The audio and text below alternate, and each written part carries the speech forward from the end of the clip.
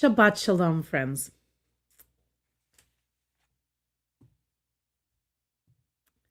On this third Haftarah of Rebuke,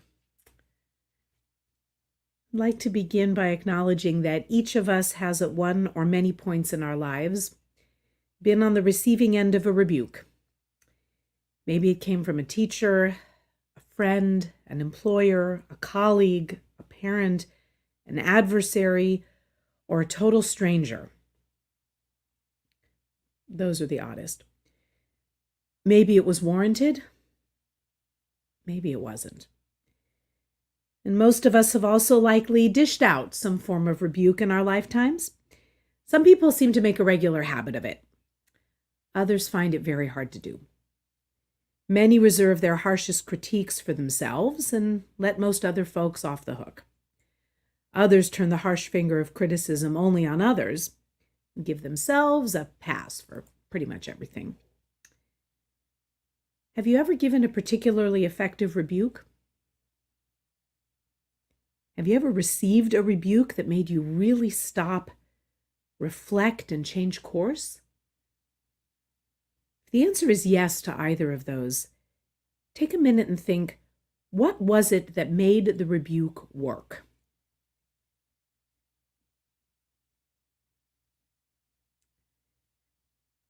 This is the season of rebuke. We've just heard the third of the traditional Haftarot of Rebuke ahead of Tisha B'Av, when we'll be commemorating the loss of the great temples in 586 BCE and 70 CE, and the exiles, displacement, suffering, and death that ensued. And if you've been with us all morning, you know that we have begun the book of Deuteronomy. Moses recaps the circuitous wanderings, occasional triumphs, and numerous blunderings of the people as they staggered about in the wilderness for 2 generations. Much of the story is not pretty. Yet, unlike the many earlier noisy scenes of fetching and hollering and recriminating, this time the people are quiet. Moses, in the final weeks of his extraordinary, incomparable life, has earned the right to speak. And by golly, the people will listen. In his reprimands to the Israelites, Moses fulfills one of the Torah's most essential mitzvot, right in the heart of the Torah, in the holiness code. And maybe it's one of the most difficult to follow. Leviticus 19, verse 17 says, "Do not hate your kinsman in your heart. You shall surely rebuke your fellow and bear no sin because of him." Our ancestors may have promised to do and understand God's commands, but how to dispense rebuke, in Hebrew tochecha, such a crucial and opaque mitzvah, really has left us guessing. Though not all grievances should be aired, the Torah knows that when we bottle up emotions for too long and have even hate in our heart, those emotions eventually spill out, and often with painful consequences. Think of Moses shouting at the people and striking the rock after Miriam's death a few weeks ago. Moses, this man of a certain age, can finally speak freely and passionately, and in the right time and place. But for the rest of us, knowing when to speak and how to speak words of rebuke is a mighty puzzle indeed, isn't it? The rabbis delve deeply into how we can reprimand with righteousness. It is a clear mandate. In Leviticus, "You shall surely rebuke." That translation reflects a notable and strange repetition in the Hebrew, hocheach, tochiach. We hear the word double time in a kind of strong imperative. But this mandate to rebuke is one that clearly requires discernment, experience, wisdom, courage, and especially the rare ability to examine one's own deeds and behaviors in order for the rebuke to have a glimmer of a chance at success. Moses had all of that, making him the perfectly imperfect paragon of the rebuker. Tochecha, the rabbis agree in the Babylonian Talmud tractate Arichin, page 16b, Tochecha was never intended to shame or embarrass. Its purpose was always to safeguard the dignity and respect of the one being rebuked, as the censured person is encouraged to reform, improve, and embrace the ways of righteousness. Rebuke was to be done in private, with the one under scrutiny given every chance to explain, apologize, and begin anew. That is the best kind of reproach, in the estimation of the sages, and certainly in my own experience.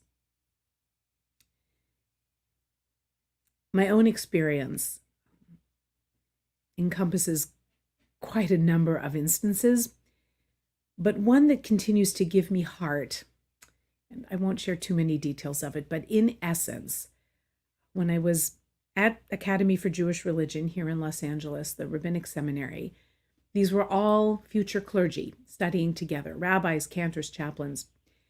And there was a very young man in one of those programs who did something I didn't like. And I saw it as part of a pattern of behavior that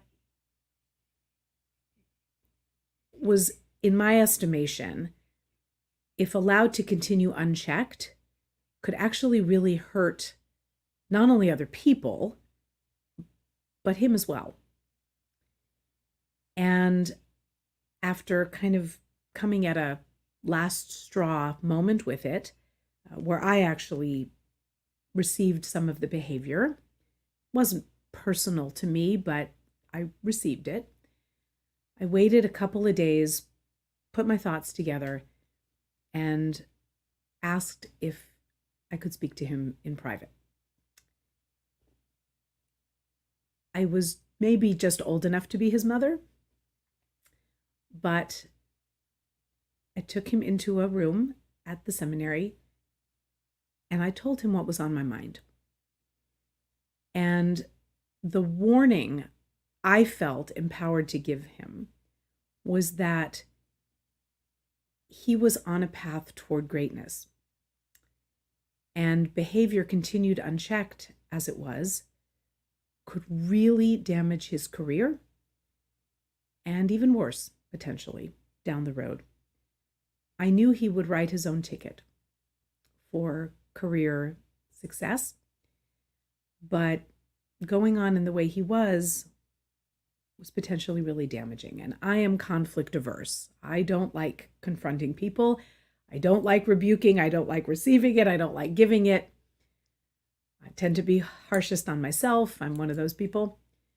But at that moment, I felt it was an imperative, rather like the words of Leviticus speaking directly to me, an imperative to help somebody who was going to be able to do great good, to maybe stem a pattern of behavior that could do really some great harm.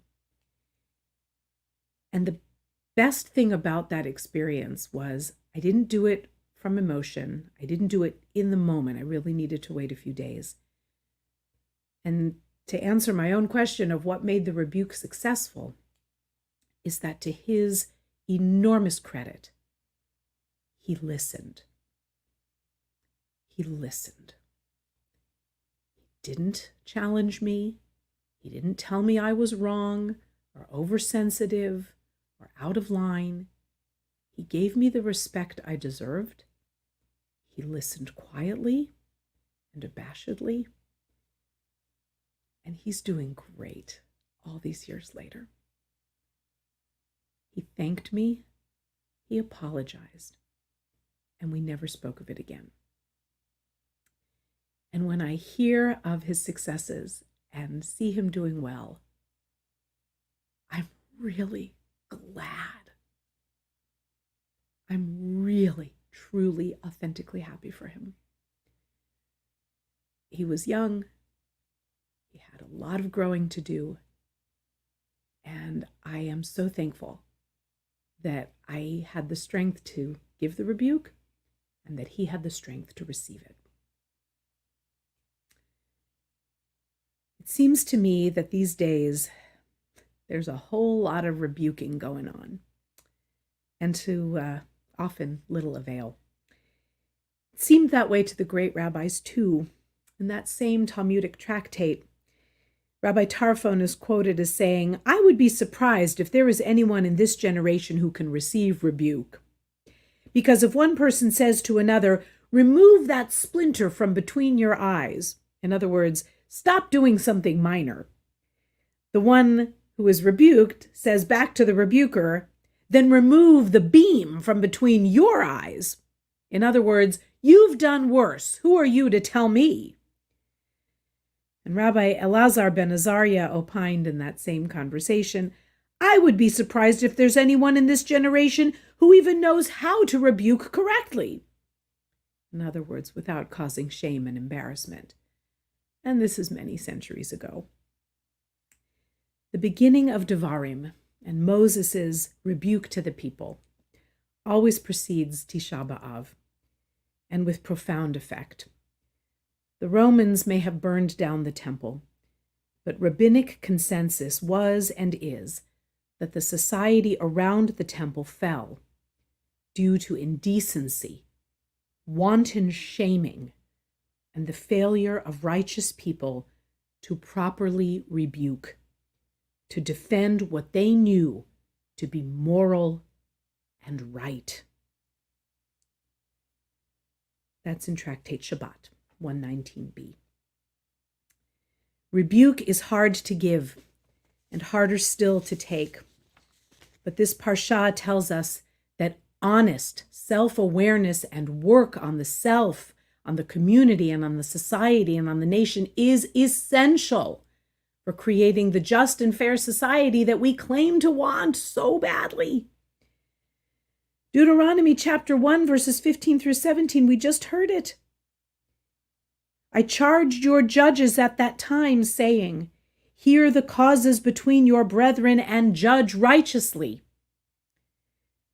between one another and the stranger that is with him. You shall not favor persons in judgment. You shall hear the small and the great alike. You shall not be afraid of the face of any man, for the judgment is God's, and the cause that is too hard for you, you shall bring unto me,' said Moses, 'and I will hear it.'" Listening, speaking with care, speaking so that the goal is to improve and to care and to foster and to educate and to draw out each other's best selves. That's the kind of talking we should be doing. And when rebuke is necessary, as it absolutely is, we need to be able to take it as well as to give it. It's hard to do either, but it is absolutely necessary. May the words of Proverbs chapter 28, verse 23 somehow be realized in our time. "One that rebukes another shall in the end find more favor." May it be. And may the season of rebuke yield speedily to the season that is coming, the season of comfort, healing, and hope. Shabbat Shalom.